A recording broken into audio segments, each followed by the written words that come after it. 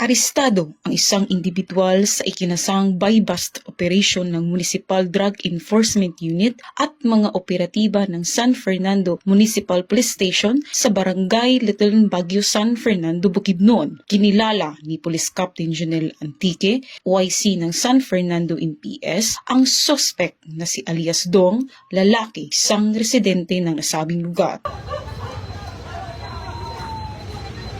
Sa ikinasang operasyon ng mga operatiba ay nakumpiska ang pakete ng hinihinalang shabu, isang 500 peso bill na ginamit bilang buy-bust money at iba pang mga non-drug items. Nahaharap ang suspect sa kasong paglubag ng RA 9165 o Comprehensive Dangerous Drugs Act of 2002.